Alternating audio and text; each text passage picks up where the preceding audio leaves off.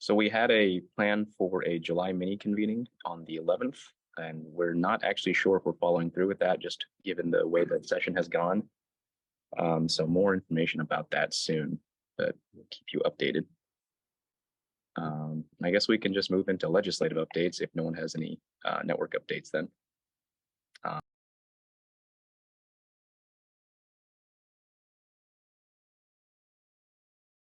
have a question about your note, Eric, your comment there about the convening. Was that tentative adjustment based on the fact that some people were thinking there might not be a resolution or much action before July 11th? I believe that is the case. Oh, are you sorry I'm late. I'm here. I had to be in another meeting and hand it off, and now I'm here. Hi, everyone. It's Lauren Gwynn. I think I know everybody on this call. Were you just discussing the cancellation of the mini convening? Yes. Potential cancellation, yes. Yeah, good. Just wanted to give feedback that I think now that we are somewhat back on track with session, that maybe I do think it would be appropriate to hold that convening. Could be valuable. Are you saying that you think that there will be no special session? Yes. Okay, well, we can reopen this. Even actually finding a time when core people could be together, that date wasn't working out for some really core folks. So if we still want to do this in July, we can try another round of scheduling. But that date is not going to work. And so one of the two primary things, actually the three primary things I need to do with Eric before he completes his internship at the end of July is, number one, we want to do a Bills We Watched report like we do every year. So we follow up on all of the things in the bills we're watching, and so we can report back to the whole network about what happened. If we are able to convene a conversation, a mini convening or something to reflect on what happens in July, we will get Eric's help with that, pulling that together. And then the third thing is me responsible to Eric and all of us responsible to Eric to thank him for his work and help him close out this period of time with us and celebrate his next steps. So that was important for me to mention as a third primary thing. But so if today we are saying if there won't be a special session, we will close out the legislature and July is still the right time for a mini convening, then Eric, how about you and I right after this work on the scheduling problem? And there's only a subset of his working group on the call. Thank you for being here, but we'll also need to see if we can get others in the working group and then get that out to the network, because there's also competing network meetings.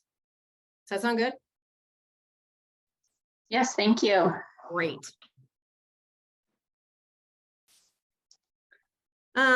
So maybe Eric will take pity on me and drop into the chat the notes, the meeting note document, so that I'm not weaving through the maze. But I think we will start with, are there any overall updates that folks want to share, or shall we jump into legislative updates on specific bills? Or legislative updates, full stop. Shall we do that? Let's do that. Who wants to start?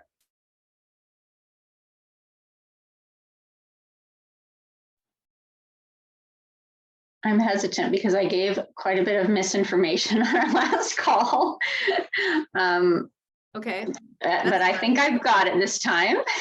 And for those of you who are not aware, there were just at least 3 press releases issued today, and probably some media, which I have not seen, letting us know that the senators, I believe, have returned today, but are returning to proceed. The senators who are had walked out to prevent a quorum are returning, and the session is proceeding with some negotiations around some of the bills that were issues and some modifications there. And I think that the leadership has a clear understanding of, pretty clear understanding of which packages will advance. And we are being given some hints about that in press releases saying these things are on the docket, including the drought package and maybe the climate package, but we don't have crystal clarity from those press releases about exactly what's intended to proceed. But that is the big picture. So budgets, agency budgets will almost certainly be moving soon. Let's say that's pretty safe. And some bills. So okay, I guess I can say that with pretty good confidence that agency budgets will be adopted immediately, pretty quickly here. They're all teed up to get voted on the Senate floor. And those bills that were problematic are going to be advanced, except for maybe one or two that are being set aside. So some of the bills that were big issues in the walkout are going to be either modified or set aside. And thirdly, we can expect some action on some of the bigger packages before end of session. The drought package almost certainly, and I'm uncertain about the climate package, and I'll give an update on that when I share my update. Thanks, Megan. Amy, you want to jump in?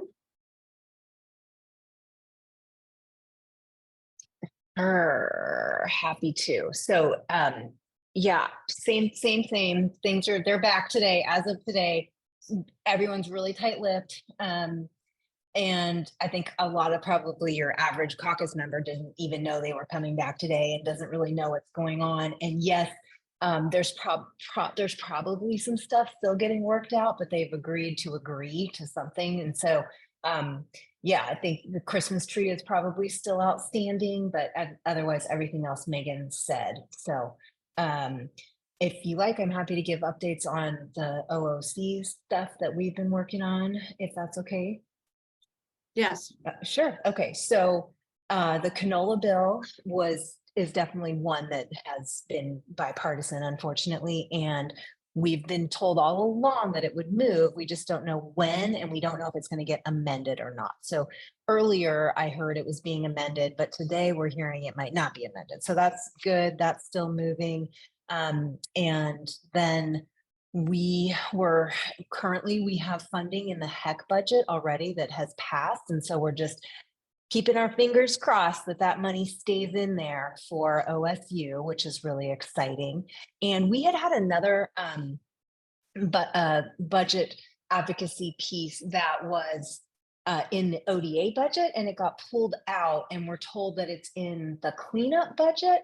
And that would be for the Oregon ODA, Organic Policy Specialist. And so we'll see, just waiting on the and that would be one of the end of session bills that might be in there. And our farmer support bill had a great hearing, and we were hoping maybe to get a fiscal on it to be able to plug it in really easy in a next session. I'm doubting that's going to happen, but it was a really good hearing, and we had a great conversation with Senator Steiner afterwards. So she is supportive of picking up that work in the future. And this was a first time concept bill. So I think even getting a hearing was a big win. So yeah, we're hopefully, tentatively excited and just kind of holding right now and, hoping everything that's in the budget stays in. Hey, Amy, could you clarify the farmer support bill? What's the number on that bill? 1058. 1058. SB 1058-2. Great. Yeah. Thank you. Mm-hmm. Greg, how about you? I think between Amy and Megan, they're pretty much going to cover most of the bills that I'm been following, except the OAHP funding. And Megan, do you know where that ended up? Because I don't. I've lost track of that one. I do. OAHP, this was bad news and isn't done deal yet, but OAHP made a request for full funding, $15 million. They had two vehicles. One was a standalone bill 3366, and the other was including that funding in OWEB's budget, the agency's budget. Their bill has not been prioritized, and the funding for OAHP was not included in OWEB's budget. There's a $4.2 million for OAHP in OWEB's budget, and that is simply the finishing up of the money, the actual allocation of the grants that were awarded already for this current biennium. So it's just giving them authority to issue those checks that they owe on their current grants. There's no money for OAHP in the budget yet. And that budget is going to pass probably today or tomorrow. And they have a request in to get that 15 million into the, I'm sorry, I've misspoken twice there, 10. Their request was 10. Last session, they got 5, their request was 10. And that 10 million is requested in the end of session budget reconciliation bill, also known as the Christmas tree bill. And as of 2 days ago, their lobbyists did not know if it was in the Christmas tree bill or not. So that is their only hope right now. It sucks that it's not in the OWEB budget. And that was basically, they think of it as a mistake on the part of Legislative Fiscal Office, but fingers crossed that they are able to successfully advocate for getting it into the Christmas tree bill. Do you happen to know, Megan, and maybe this has been discussed on past calls and I missed it, but is this about the legislature not being super supportive of OWEB, or is this something about OAHP that somebody's got a problem with? It's not an issue with OWEB. It's two pieces. One is that Oregon Ag Heritage Program didn't rise up as a priority for any legislators, as there was this process a couple months ago where they had to pick 3 priority funding requests, and no one, as far as I know, communication with the leads offices, no one put it on their list. Then Helm and Owens, the chairs of the Ag Committee, prioritized it as a committee ask and said, we want you to fund OAHP. And that was just a request from those 2 committee chairs. And that request didn't end up being reflected in OWEB's budget. And what happened was that when Legislative Fiscal Office looked at the books, they saw that OWEB still hadn't spent their 5 million last session. And so they said they don't need it, but it wasn't that they hadn't spent it. It was that the grants it took so long to get them out that they weren't on the books yet. So it was a fiscal office kind of lack of digging or asking anyone. They didn't ask. They didn't say, what's up with the 4.2. So it was kind of a mistake, and it just put OAHP in a situation where they're not even getting the 5 that they originally had last session, but they could get all of it in the Christmas tree bill. So fingers crossed, and fingers crossed that it's in the Christmas tree bill. Thank you for explaining that. Thanks, Megan. Our only other thing is there's like the climate package and the drought package, there is a housing package that we're following. And as far as I know, last I heard that looked good. So that's all I have right now. We're Megan's probably going to tell us about this too on the climate package, where it is. So we're putting some work into getting the word out about where that is right now. Got it. Thank you. I see that Sammy is here. Sammy, do you want to speak to Oregon Food Bank priorities or the Food for All Oregonians? Sure, and I'm also on call with Mackenzie too from Oregon. Oh, great. So yeah, so Excellent. Mackenzie, feel free to jump in because I'm not leading on the Food for All, but I can give a very somber news update that you all probably heard about, that the Food for All bill actually died because it wasn't assigned to think, a subcommittee in time before the Ways and Means that subcommittee finished business. So it's really sad news, and has huge implications for our communities that need SNAP that are ineligible to get it because of their immigration status. But the fight is not over. We have a celebration coming up for those who worked on it. If anyone here is interested, and if anyone here just worked on it or supported that bill, really appreciate all of the efforts that have gone into it. Really disappointing news, and also disappointed in the legislators, who said that they were champions about this, but, ended up not actually doing that. So fight's not over. And Mackenzie, if you have anything to say, you're welcome to hop to. Yeah, thanks, Sammy. I think you covered kind of all the major updates. I'll just flag for folks that we did put out a statement to all the folks that had signed up in support of Food for All, and then have a accountability action around emailing legislators as well. But yeah, just will echo what you said, Sammy, and it is really disappointing for the folks that are currently excluded from SNAP and will continue to be until Food for All is passed. But yeah, just appreciate everyone who signed on to letters and took any other action. So that's the only thing I wanted to add, was the kind of accountability piece as well. Thank you. Ugh, what a mess. Let's see. Jen from Oregon Health Authority, is there anything you want to share right now about, I don't know, anything that OHA is following many things, but is there anything relevant to this group? I mean, I don't think that I have anything to offer that hasn't already been shared with all this late breaking information. Okay. But thanks for the opportunity. This is my first time in this meeting, so I'm actually glad to be and hear what you all are talking about. Oh gosh, okay, welcome. I have been in and out, so I wasn't sure if you were an old hand yet. So yeah, welcome, Jen. So glad that you're here. Yeah, we've appreciated Meredith before she left OHA, working with us and figuring out how to prioritize some of the work that we've been working on in the food system space through OHA's process. So that's really helpful. Yeah. Hopefully I can do her justice. You'll do you justice, and it will be awesome.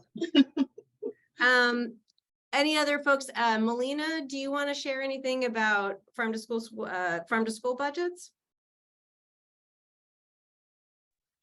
Sure. Farm to school is in both agency budgets. We are in ODAs. Can you hear me okay? I don't have great reception. Yeah, we can Okay. hear you. We're in ODA's budget for the equipment and infrastructure farm to school grant for $500,000, and I think in ODEs for 10.15. We're in there for 10.4, but they're moving 250 over to ODA. So I think that's how it's going to work out, and it's actually slightly more than we requested. So we feel pretty excited and lucky to be getting those. Yeah, we're kind of losing you, Melina, but I'm glad that we are hearing that it's exciting, and we're glad to be getting that budget. It's awesome. Pieces passed, and now structure grant will live in ODA's budget from here on. So we'll be able to advocate for increasing that fund if we want to. Thanks, Melina. No, sorry, I have bad reception, but Megan can tell you. Yeah, no, that's great. Thank you so much for chiming in. And I think it's really exciting that funding that includes funding for the equipment grants, right? We're doing another round of that. So this is really awesome that Farm to School is actually crossing over to not just funding to buy from farmers, but actually money to pay for particular infrastructure, equipment, farm and food business that can help them scale up to, well, not even just scale up, but be able to supply schools. So that's really great. Go ahead, Megan. Yeah. I'm working, supporting Melina on that effort as well. And so I can share that. So yeah, just in summary, I think you got it, but Farm to School got a little bit more than they asked for, which is great. So full funding and a slight increase, and that ODA infrastructure, equipment and infrastructure grant is a grant that already existed. It existed over at ODE. It was smaller, and it's increased from 250,000, I think, or 200,000 to 500. So it's increased a little bit, and it's a great place to have it over there because that's where it belongs at ODA.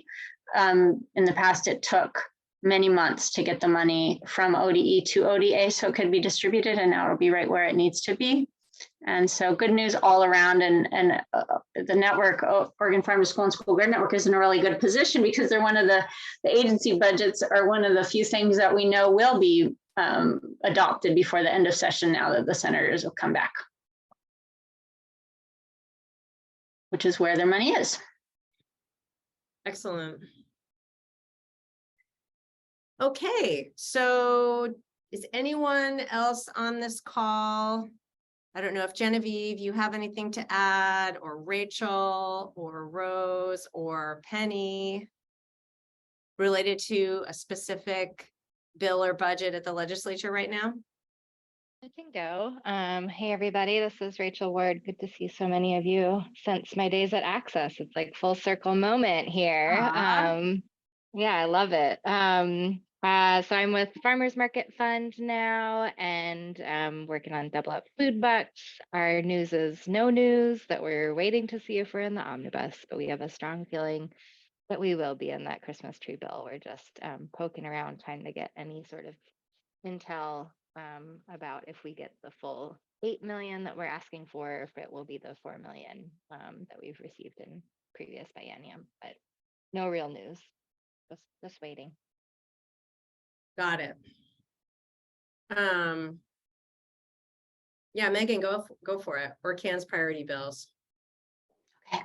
I shared about Oregon Egg Heritage Program, which is one of them. Another is the Healthy Soils Bill. The Healthy Soils Bill was not prioritized by legislators or leadership.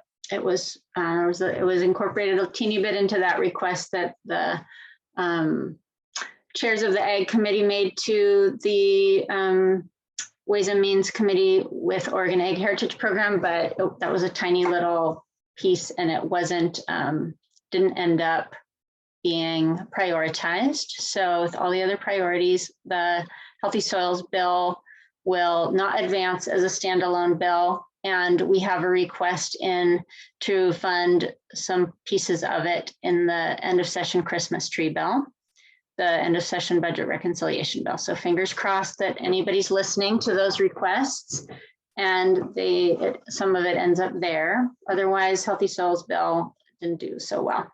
Even though it had lots of support, it just wasn't really, like, everybody liked it, but nobody was really advocating hard for it in terms of our legislative leaders. And then the climate package, the Natural Climate Solutions Bill was which is Senate Bill 530, was folded into the climate package, which seemed really great and would seem really great. Now, especially now that our senators are back, and the climate package is on some of the lists. I posted a news release in the chat a little while ago, and you can see that climate is one of the references to one of the packages that may advance, but it's not clear that it will, because yesterday industry put out a letter. So the forest, the industry, including, I'm not going to represent, we'll just call them industry, including probably 25 advocacy organizations, put out a letter saying, block the climate package. They sent a letter to the entire legislative assembly saying, do not pass the climate package. It's got 14 bills in it, and we don't like all of them. And so the climate package is threatened right now. which means that the Natural Climate Solutions Bill is threatened right now. And so I'm working hard to help our legislators understand that farmers and ranchers, over 50 farmers and ranchers want to see the Natural Climate Solutions Bill pass, and it's included. So it's possible that the Natural Climate Solutions Bill would be pulled out. It's actually one of the pieces that everybody likes. Most industry orgs like it. So they don't like the package, but they like that piece. Okay, and so because it gives money to producers. So it's possible it will get pulled out somehow, or that bill, the climate package, will be modified to get rid of some pieces, or it could just be killed. So unsure how that'll unfold. You know, at this stage of this session, it's always interesting thinking about like, what possibly could we even say anymore, you know, to influence what legislators do. And it's not really telling them the story. It's more like, here's the political cover we can give you if you do the right thing. Right? Yeah. I know other people are offering you different political cover to do their right thing, but woof. Well, and I know that we never, you know, we have a lot of other bills in our bills to watch, and we're not getting updates on them. I just heard about, there's actually a weird update to the home baking bill, which is not farmer specific, but it's about sort of the cottage. It's making bake sales legal, and it passed a number of years ago. And someone has just redone it, somehow got it through, and it now includes things it shouldn't, like, I think, jam. So I think that was going to be the one gift of a special session, would be to act, never mind, you don't have to put bake sales in there. But it was one of the small things that a special session would do is like, don't do that. But so anyway, I think there are going to be a number of bills that are going to have administrative pieces afterwards that will want to find ways for folks to engage in. You know, this is always the hard part, rulemaking. But that dust is going to have to settle after the gavel falls and we know what the heck is in there. So I want to ask everyone, what is the best way that we can get all the info we need about all the bills after the gavel falls and comb through that ridiculous Christmas tree bill and find everything? I know that a whole bunch of people will be on the case, but how are you doing it, and what would you recommend, and how can our, you know, spirited intern here help out with that? I got some tips. Great.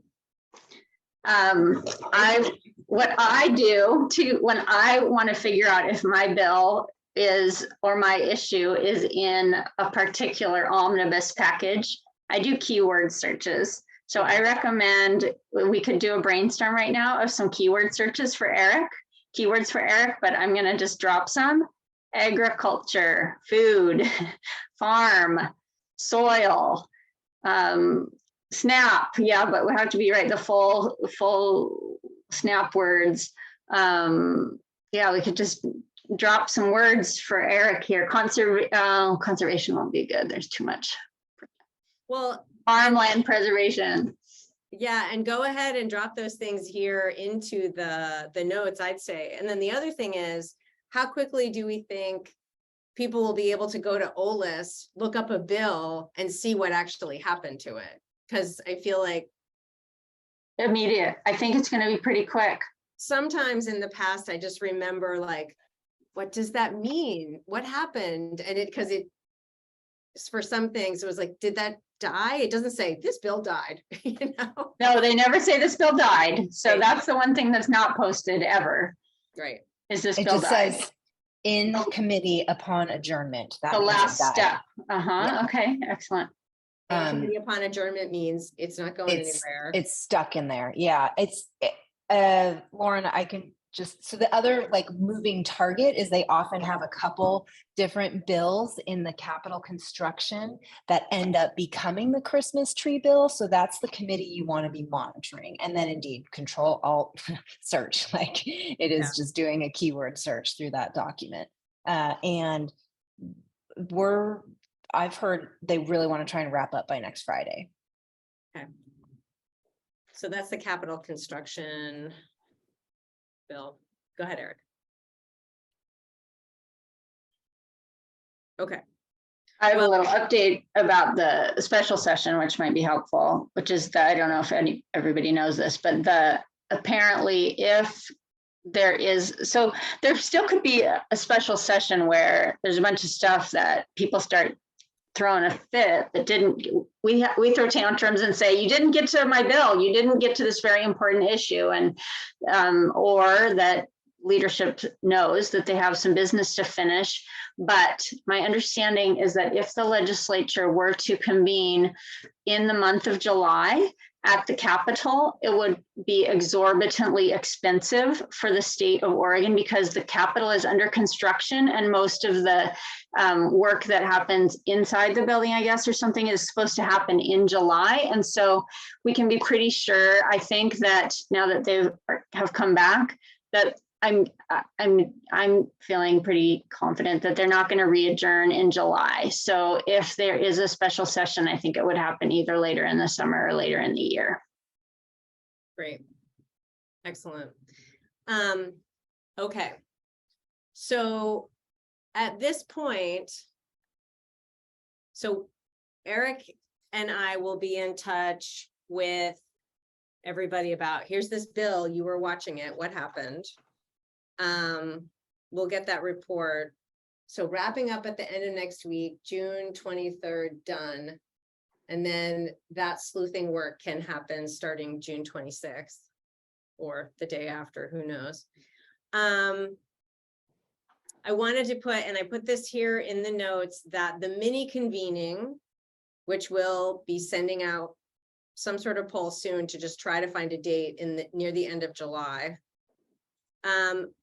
There are many things we have done with post-session mini convenings.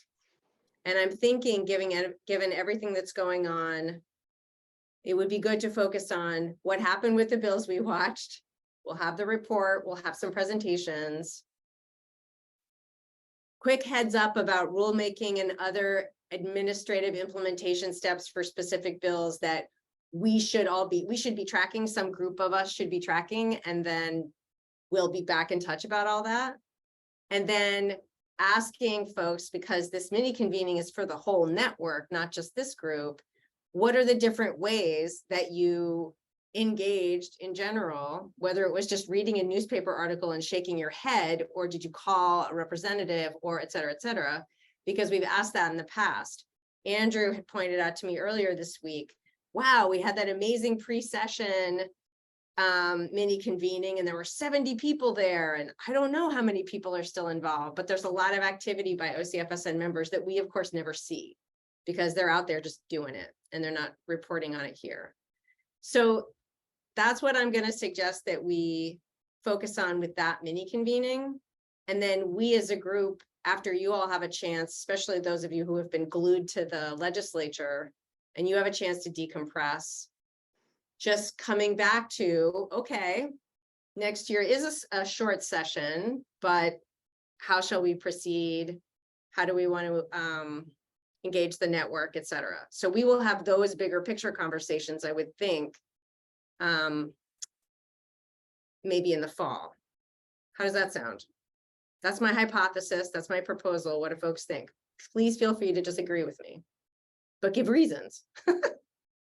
Pretty good. I think it's important that we give space for organizations that are advocacy organizations that are working in the legislature to do some of that assessment themselves. So we just want to give time for, I think we might need to check in to say, hey, are you all ready to have this conversation about what's next? So that we don't just say, we're in discussions about, we're still having those conversations internally and that's all we talk about. Yeah, and to be clear, I mean, again, this is where we have to step back and say, some organizations in OCFSN are very actively engaged with legislative policy, and many of them are not. So I think that's right. Like there's a set of folks who are going to analyze and assess and figure out next steps in a particular way. And then there's a whole group of people who are like, you know, gonna have a different way of going about it. So I agree. And I think we have to just keep all of us in communication about how to do that.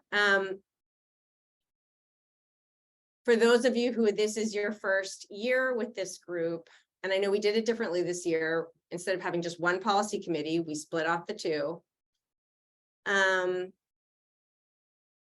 the fall, we typically go back to what were the methods we used as a network to collaborate and get each other engaged and learn from each other with policy.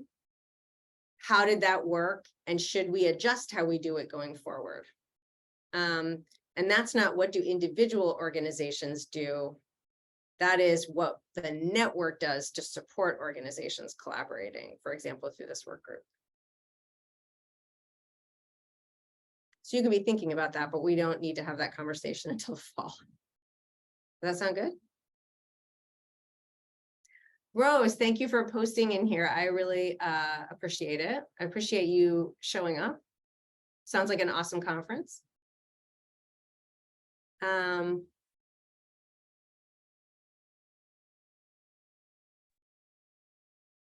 Anything Yes. else? Go ahead. This is Rose. I'm sorry, Hi. my internet connection is unstable. I'm in Missouri this week, and so I just thought I'd check in with you all. Thanks for all your good efforts. Thank you, Rose. Thanks for being here. I hope the conference is going well. It's amazing, yes. You know, we're doing blue elderberry syrup, and so we're doing our planning and planning to use a 20-acre farm to plant blue elderberry in the fall. We're using it as a model for other Native people. We're trying to get Native people involved in producing food, value-added foods. And so it's kind of a model for other Native people to explore self-employment with their own LLC. Very cool.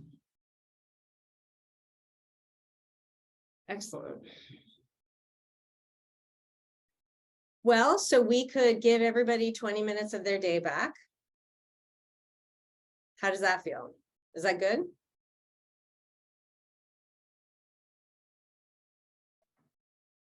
Yes. I'm cracking up at all the new little symbols that now move. All the little emojis. So please, when you get the email from Eric asking about dates, please fill it out so we can schedule this thing. And the mini convening, that is. And we'll just go from there. Oh, I just wanted to share one last thing about the Farm Bill and the other working group. So Okay, in go ahead. public policy skills and engagement opportunities working group, we're working on putting together a series of panels or discussions on the Farm Bill. And so we have 4 sessions kind of outlined so far, and we're just going to be working on that over the next month or so to get those planned out, and hopefully we'll have those on the calendar soon. So more information. Okay. We don't seem to be able to kick our Farm Bill habit. No, it's really important. I don't mean to joke about that. It's really important for us to understand it. Cool. Thanks for that. I appreciate that group doing it. All right. Well, 18 more minutes of your day. Go on with your bad selves. You're awesome. Thank you. I have one more quick update. I just realized the House Congressional District, the House Congressional Committee on Agriculture came to Oregon 2 weeks ago, and BOF was there, and Oregon Tilth was there, and ORCAN was there, and I can't remember if Oregon Food Bank was there, and we testified before the House Ag Committee. Great. Yeah, it was great. Awesome. Advocating for SNAP funding and soil health and organic capacity. That's awesome. Great. Pretty cool to be able to speak before the House Ag Committee chair and House Ag Committee members Totally. That's awesome. in Albany. I will also just flag, there were, I think, a few groups that joined that didn't get called on Ways and Means Roadshow 2.0. So just wanted to flag that not everyone that joined was able to get called on, but there was really, really great representation from OCFSN folks.